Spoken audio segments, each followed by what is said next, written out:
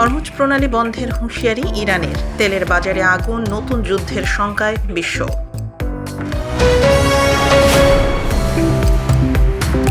ট্রাম্পের অভিবাসন নীতিতে ধাক্কা, ৩৯ দেশের নাগরিকদের ওপর নিষেধাজ্ঞা, বেআইনি ঘোষণা আদালতের। ইউরোপ প্রবাসীদের জন্য বড় সুখবর, ১৬ মিলিয়ন শ্রমিকের সামাজিক নিরাপত্তায় ঐতিহাসিক চুক্তি। মধ্যপ্রাচ্যের আকাশে আবারও যুদ্ধের ঘনঘটা। ওয়াশিংটন যদি নতুন করে হামলা চালায় তবে মার্কিন অবস্থানগুলোতে দীর্ঘ ও যন্ত্রণাদায়ক পাল্টা আঘাত হানার হুঁশিয়ারি দিয়েছে ইরান। একই সঙ্গে বিশ্ব বাণিজ্যের লাইফলাইন হিসেবে পরিচিত হরমুজ প্রণালীর ওপর নিজেদের একচ্ছত্র নিয়ন্ত্রণের দাবি পুনর্ব্যক্ত করেছে তেহরান, যা বিশ্ব অর্থনীতি ও তেলের বাজারকে এক অনিশ্চিত ভবিষ্যতের দিকে ঠেলে দিচ্ছে। যুক্তরাষ্ট্র ও ইসরায়েলের সাথে ইরানের সংঘাত ২ মাস পার হলেও সমাধানের কোনো লক্ষণ নেই। উল্টো পরিস্থিতি আরও জটিল হচ্ছে। বিশ্বের ২০% তেল ও গ্যাস সরবরাহের প্রধান পথ হরমুজ প্রণালী বন্ধ থাকায় বর্তমানে বিশ্ব বাজারে জ্বালানি তেলের দাম আকাশচুম্বী। আন্তর্জাতিক বাজারে ব্রেন্ট ক্রুড অয়েলের দাম ব্যারেল প্রতি $১২৬ পৌঁছে যাওয়ায় মুদ্রাস্ফীতির আশঙ্কায় কাঁপছে বিশ্ব। বৃহস্পতিবার প্রেসিডেন্ট ডোনাল্ড ট্রাম্প সামরিক কর্মকর্তাদের সাথে এক উচ্চ পর্যায়ের বৈঠকে বসেন। সেখানে ইরানকে আলোচনার টেবিলে আনতে নতুন করে সামরিক হামলার পরিকল্পনা নিয়ে আলোচনা করা হয়। ট্রাম্প স্পষ্টভাবে জানিয়েছেন ইরানকে কোনোভাবেই পারমাণবিক অস্ত্র তৈরি করতে দেয়া হবে না। তিনি দাবি করেন যুদ্ধ শেষ হলেই তেলের দাম দ্রুত কমে আসবে। অন্যদিকে ইরানের সর্বোচ্চ নেতা মোস্তফা খামেনি এক বার্তায় জানিয়েছেন পারস্য উপসাগরে বিদেশিদের কোনো স্থান নেই। ইরানের রেভলিউশনারি গার্ডের কর্মকর্তারা হুঁশিয়ারি দিয়েছেন যে মার্কিন রণতরীগুলো এখন তাদের লক্ষ্যবস্তুর নাগালে রয়েছে। জাতিসংঘের মহাসচিব অ্যান্তোনিও গুতেরেস সতর্ক করে বলেছেন এই অচলাবস্থা দীর্ঘস্থায়ী হলে কোটি কোটি মানুষ চরম দারিদ্র্যের শিকার হবে। কূটনৈতিক আলোচনা এখন স্থবির। এখন দেখার বিষয় প্রেসিডেন্ট ট্রাম্প সামরিক শক্তির প্রয়োগ করেন নাকি আলোচনার মাধ্যমে এই বিশ্ব সংকট সমাধানের পথ খুঁজে নেন।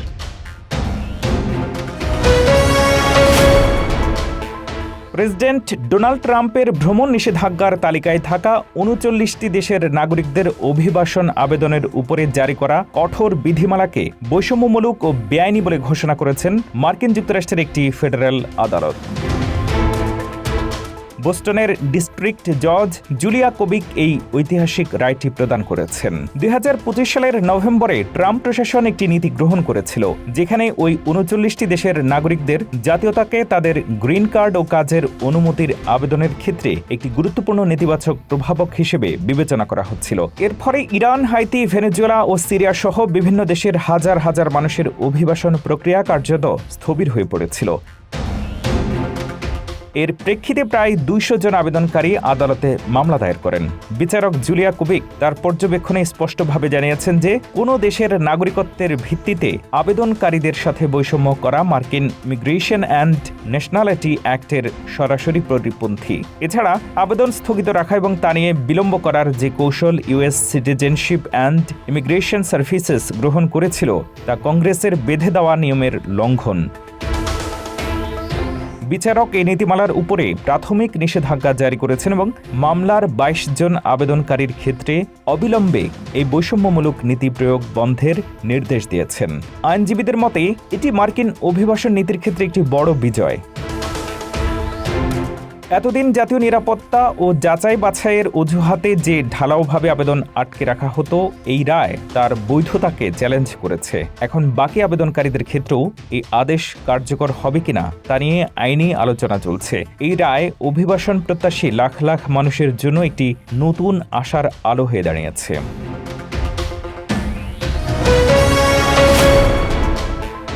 যুক্তরাষ্ট্রের বর্তমান প্রশাসন অভিবাসন প্রক্রিয়াকে আরও কঠোর করার অংশ হিসেবে নতুন এক ভিসা নীতিমালা কার্যকর করেছে। গত ২৮ এপ্রিল ২০২৬ থেকে কার্যকর হওয়া এই নির্দেশনায় মার্কিন ভিসার জন্য আবেদনকারী যে কোনো বিদেশি নাগরিককে একটি বিশেষ ঘোষণাপত্রে মৌখিকভাবে সম্মতি দিতে হচ্ছে যে নিজ দেশে ফিরে যেতে তাদের কোনো ভয়ের কারণ নেই বা তারা সেখানে কোনো নির্যাতনের শিকার হননি। মার্কিন পররাষ্ট্র দফতরের এই নতুন নির্দেশনা অনুযায়ী এখন কনসুলার অফিসাররা নন ইমিগ্রেন্ট পর্যটক, শিক্ষার্থী এবং অস্থায়ী কর্মী ভিসা আবেদনকারীদের সরাসরি দুটি প্রশ্ন করছেন। 1. নিজ দেশে বা বসবাসের স্থানে আপনি কি কখনো কোনো ধরনের শারীরিক ক্ষতি বা দুর্ব্যবহারের শিকার হয়েছেন? 2. নিজ দেশে ফিরে গেলে আপনি কি কোনো ধরনের ক্ষতি বা দুর্ব্যবহারের আশঙ্কা করেন? ভিসা প্রক্রিয়া এগিয়ে নিতে আবেদনকারীকে অবশ্যই এই দুটি প্রশ্নের উত্তর না হিসেবে দিতে হবে। প্রশাসনের মতে এই পদক্ষেপের মূল লক্ষ্য হল অভিবাসন ব্যবস্থার অপব্যবহার রোধ করা। যারা নন ইমিগ্রেন্ট ভিসায় যুক্তরাষ্ট্রে প্রবেশ করে পরবর্তীতে রাজনৈতিক আশ্রয়ের আবেদন করেন, এটি তাদের ঠেকাতে কার্যকর হবে। তবে এই নতুন নিয়ম নিয়ে অভিবাসন বিশেষজ্ঞরা গভীর উদ্বেগ প্রকাশ করেছেন। তাদের মতে এটি আবেদনকারীদের জন্য অত্যন্ত সংকটাপূর্ণ এক পরিস্থিতি তৈরি করবে। যারা সত্যি নিজ দেশে জীবনের ঝুঁকিতে আছেন তারা নিরাপত্তা নিশ্চিত করতে বাধ্য হয়ে এখন অনিরাপদ বা অবৈধ পথ বেছে নিতে পারেন। স্টেট ডিপার্টমেন্ট অবশ্য একে জাতীয় নিরাপত্তার স্বার্থে প্রথম সারির প্রতিরক্ষা হিসেবেই অভিহিত করেছে। ভিসা পাওয়া এখন থেকে অনেকের জন্যই আরও চ্যালেঞ্জিং হয়ে উঠেছে। ইউরোপীয় ইউনিয়নের সদস্য রাষ্ট্রগুলো সামাজিক নিরাপত্তা সমন্বয় বিধিমালার সংশোধনে একটি গুরুত্বপূর্ণ চুক্তিতে পৌঁছেছে। প্রায় 16 মিলিয়ন নাগরিক যারা নিজেদের দেশের বাইরে অন্য সদস্য রাষ্ট্রে বসবাস বা কাজ করছেন তাদের অধিকার সুরক্ষা এবং শ্রম গতিশীলতাকে আরও সহজতর করাই এই উদ্যোগের মূল লক্ষ্য। এই সংশোধিত বিধিমালার প্রধান দিকগুলো হল: 1. অধিকার সুরক্ষা। দীর্ঘমেয়াদী যত্ন, লং টার্ম কেয়ার এবং পারিবারিক সুবিধার ক্ষেত্রে সমন্বিত আর স্পষ্ট নীতিমালা প্রণয়ন করা হয়েছে, যা নাগরিকদের সামাজিক নিরাপত্তা নিশ্চিত করবে। 2. শ্রম গতিশীলতা ও স্বচ্ছতা। শ্রমিকদের হয়রানি রোধ এবং প্রতারণা কমাতে নতুন নিয়ম আনা হয়েছে। এখন থেকে অন্য দেশে কাজ করার আগে সংশ্লিষ্ট কর্মীকে নিজ দেশে অন্তত 3 মাস সামাজিক নিরাপত্তা ব্যবস্থায় নিবন্ধিত থাকতে হবে। এছাড়া 24 মাস পর কাজে বিরতির নিয়ম এবং পোস্ট হওয়ার আগে বাধ্যতামূলক নোটিফিকেশন প্রদানকে বাধ্যতামূলক করা হয়েছে। 3. বেকারত্ব সুবিধা। আন্তঃসীমান্ত কর্মসংস্থানের ক্ষেত্রে বেকারত্ব ভাতার সমন্বয় উন্নত করা হয়েছে। এখন থেকে একজন ব্যক্তি অন্য দেশে কাজ খোঁজার সময় দীর্ঘ সময় পর্যন্ত তার বেকারত্ব ভাতার অধিকার বজায় রাখতে পারবেন। 4. প্রশাসনিক সহযোগিতা। জাতীয় কর্তৃপক্ষগুলোর মধ্যে তথ্য আদান প্রদান আরও গতিশীল করা হয়েছে। এর ফলে নথিপত্রের বৈধতা নিয়ে বিভ্রান্তি কমবে এবং প্রতারণা বা ভুল শনাক্তকরণ সহজ হবে। উল্লেখ্য যে প্রতিটি সদস্য রাষ্ট্র এখনও তাদের নিজস্ব সামাজিক নিরাপত্তা ব্যবস্থা, যেমন সুবিধার ধরন ও অবদান নির্ধারণের ক্ষেত্রে স্বাধীন। 2010 সাল থেকে চলে আসা বর্তমান কাঠামোটিকে আধুনিক যুগের শ্রমবাজারের চাহিদার সাথে সামঞ্জস্যপূর্ণ করতেই এই সংশোধন আনা হয়েছে। এখন ইউরোপীয় পার্লামেন্ট ও কাউন্সিলের আনুষ্ঠানিক অনুমোদনের অপেক্ষায় রয়েছে এই সংশোধিত বিধিমালা।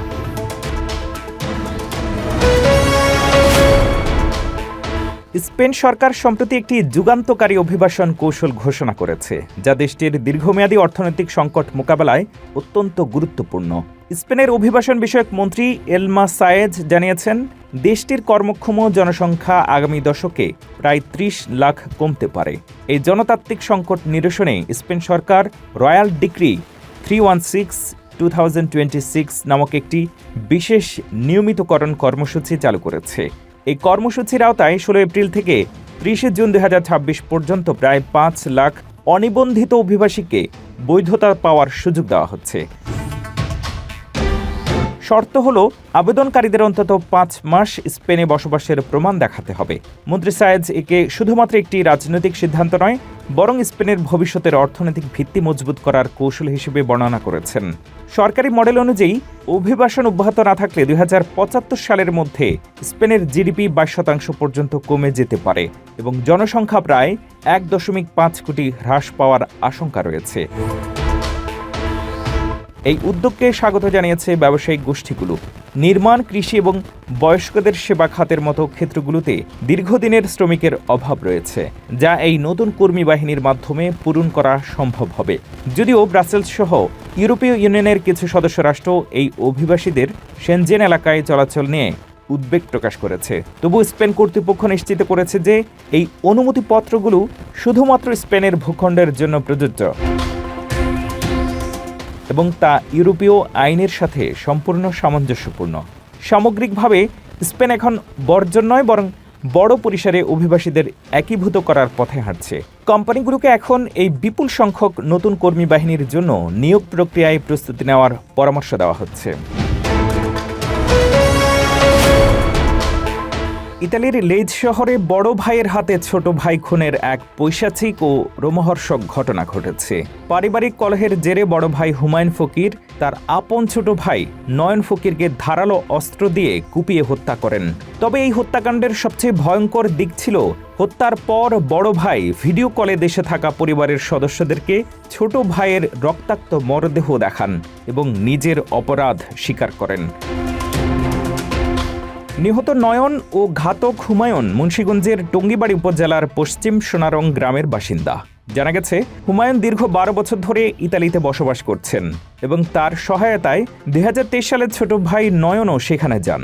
ঝামেলার সূত্রপাত হয় হুমায়ুনের ব্যক্তিগত জীবন নিয়ে। হুমায়ুন তার প্রথম স্ত্রীকে তালাক দিতে চেয়েছিলেন, কিন্তু ছোট ভাই নয়ন এতে বাধা দেন এবং ভাবিকে তালাক না দেওয়ার অনুরোধ করেন। এই তুচ্ছ ঘটনাকে কেন্দ্র করে দুই ভাইয়ের মধ্যে প্রচণ্ড বাক বিতণ্ডা শুরু হয়, যা শেষ পর্যন্ত খুনে গিয়ে ঠেকে। 30 এপ্রিল বৃহস্পতিবার রাতে যখন এই মর্মান্তিক ঘটনাটি ঘটে, তখন দেশে থাকা তাদের পরিবারের সদস্যরা ভিডিও কলে মরদেহ দেখে কান্নায় ভেঙে পড়েন। ভিডিও কলে হুমায়ুন ঠান্ডা মাথায় খুনের কথা স্বীকার করায় এলাকায় ব্যাপক চাঞ্চল্যের সৃষ্টি হয়েছে। মুন্সিগঞ্জের স্থানীয় পুলিশ প্রশাসন জানিয়েছে, তারা ঘটনাটি সম্পর্কে অবগত এবং এ বিষয়ে খোঁজ খবর নিচ্ছেন। প্রবাসী ভাইয়ের হাতে ভাইয়ের এমন করুণ মৃত্যুতে পুরো এলাকায় এখন শোকের মাতম চলছে। এই ঘটনাটি আবারও প্রমাণ করল যে প্রবাস জীবনেও পারিবারিক অস্থিরতা কতটা ভয়াবহ পরিণতি ডেকে আনতে পারে।